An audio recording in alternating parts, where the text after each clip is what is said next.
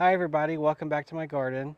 Today I just want to take a nice leisurely stroll through the garden to show you some beautiful things, and I also want to give you an update on some stuff that happened in the greenhouse.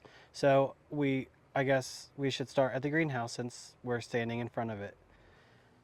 I have started to backfill the hole from trenching for the heater, and I laid my little stones back down so I have a path to the cat house.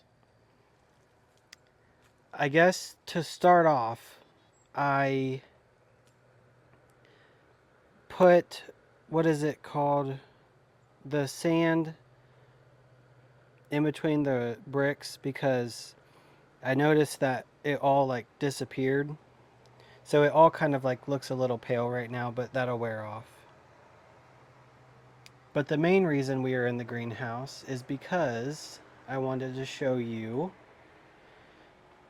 that I put some stuff in here that I'm going to be overwintering. So I have a Meyer lemon tree. I do have a amaryllis from last Christmas. And then I have the Eugenia topiary. But most of all, I wanted to show you my new heater for winter. I still have to fix the cord, but you won't be able to see that. But I'm really excited to have this now so that it will keep our plants nice and warm.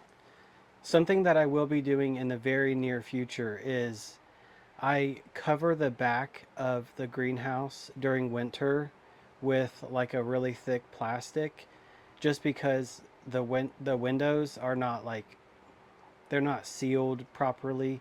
So if I didn't cover the whole back of the greenhouse with plastic, then there would be a lot of air coming in and I would lose a lot of heat.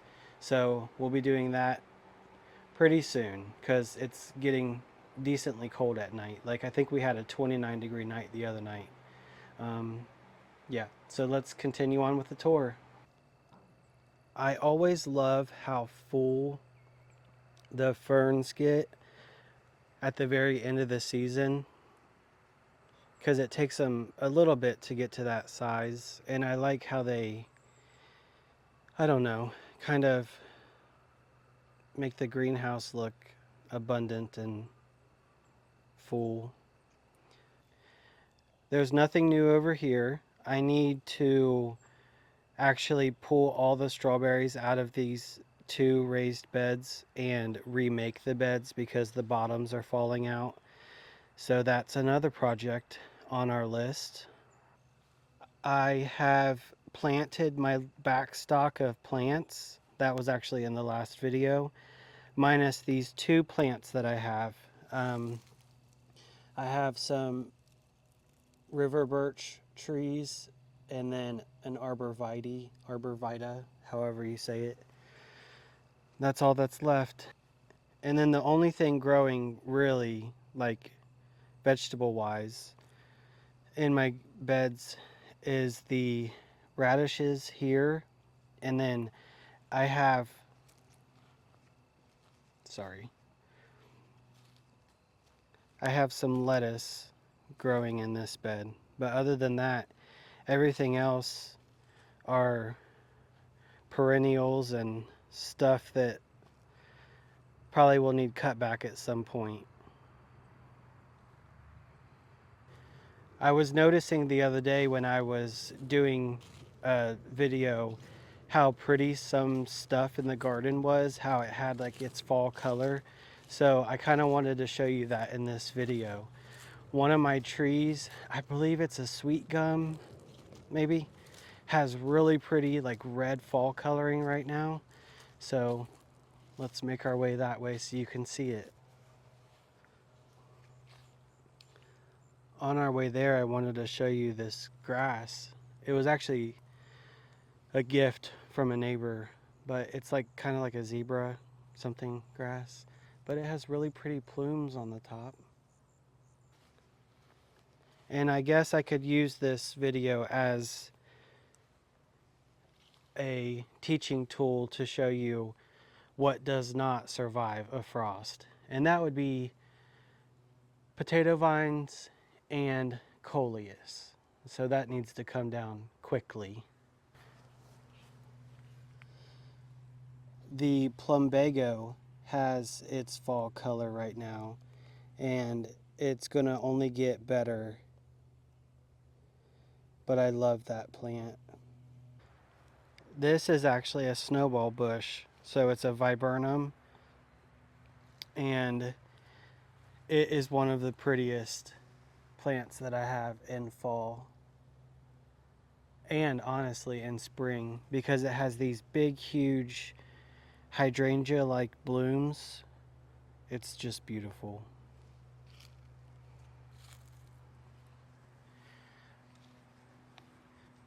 But if we can look over the menagerie of bushes and trees, the sweet gum is the color that I was referring to. I'll see if I can get a better shot. There we go. It has the most vibrant red leaves. But I will tell you, it's a very messy tree. It has these spiky balls that fall. I don't remember what time of year, but they're so messy, and they are really hard to clean up because of the spikes on them. They kind of get stuck on everything. So it's a pretty tree. It's a mess. Another beautiful plant are these lilacs. They're, I can't remember exactly what kind, but they're like a miniature one. But they're the most beautiful in the fall. Honestly, they're more pretty, I think, in the fall than in the spring when they have their blooms, but that's just me. And I guess you can see the neighbor's burning bush back there. I've never been like a huge fan of burning bushes like throughout the year, but in the fall, there's nothing that beats that bright red. Isn't this a beautiful view of the sweet gum tree? It has a really good structure, and the light behind it, I mean, you can't beat that. While we're up here, I can show you how my front porch is doing with my fall decorations, because you know mums don't last very long, but honestly, these ones are in a little bit of shade, and they've kind of like lasted longer than expected. This one is beautiful. It has like a yellow eye and a red petal. And then everyone keeps asking me about these begonias that I have. These are Pegasus begonias from Proven Winners.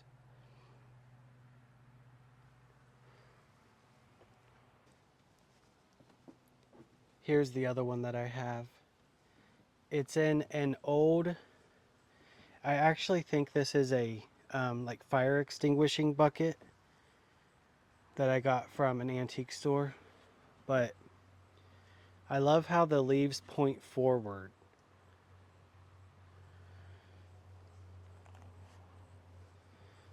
While we're on the porch, this gorgeous Alternanthera has the most beautiful purple with a little bit of green. And then behind it is probably the biggest heuchera I've ever seen.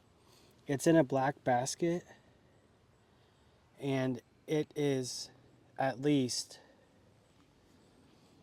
2 feet wide, 2.5 feet wide, and it has beautiful color. The underside of the leaves is like purple with a little bit of apricot. I think it's called caramel. Don't judge me because this bed is an absolute mess right now, but I wanted to show you this Ascot rainbow euphorbia, I think, or spurge. Look at that color. That one is a zone 6 through, I can't remember the top end, but it'll be marginal in my area. Hopefully it comes back because it's beautiful. Another plant that does not do well with frost is caladiums. So I either need to try to get this out of the ground before I have another frost, or just decide to let it compost in the ground.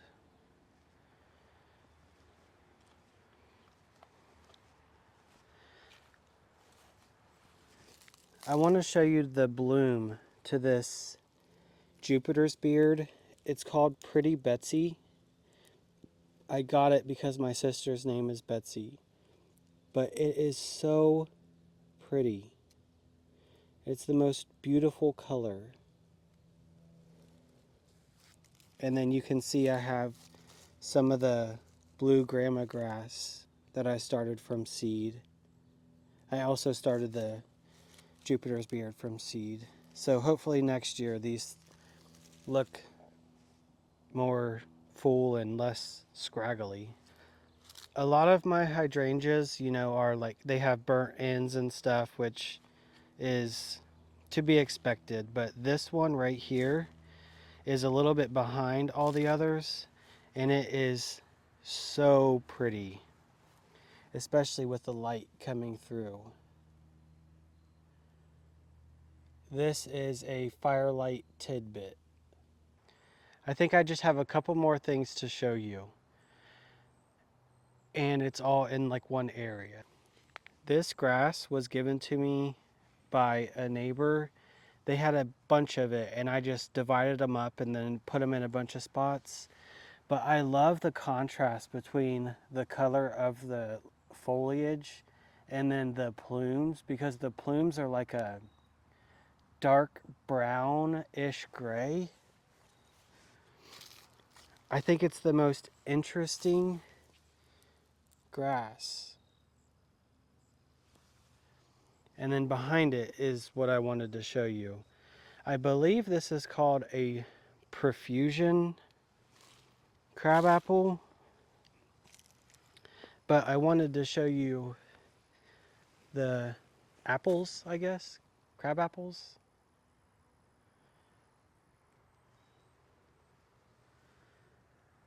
They're really pretty.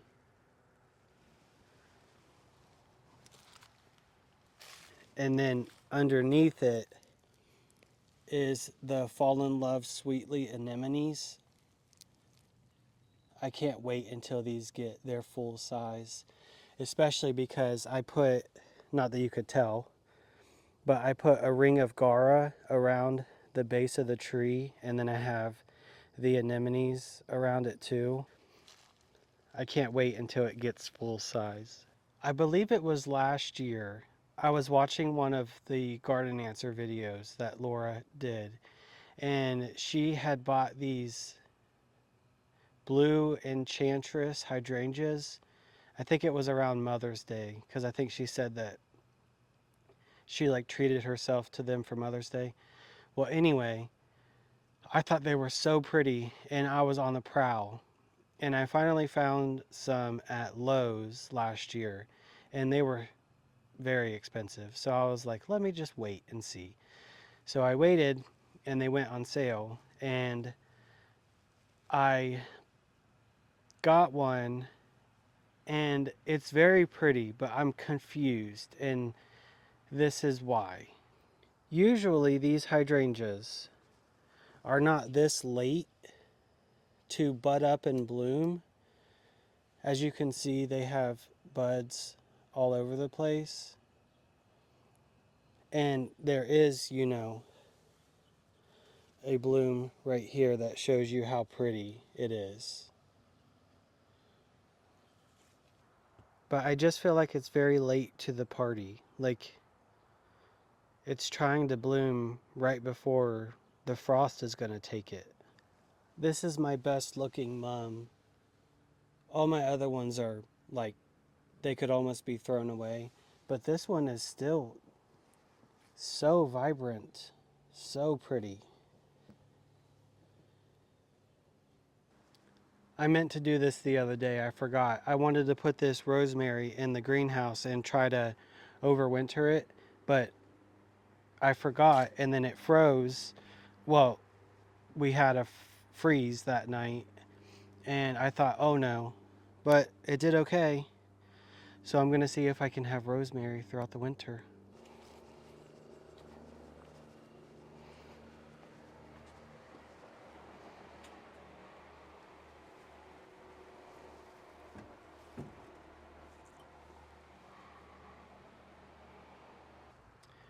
Well, that's the end of the tour today.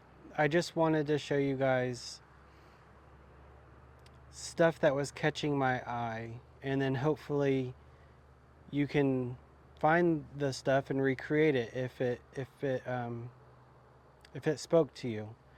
So I hope you guys enjoyed the video. I will see you guys next time. Keep learning and keep growing.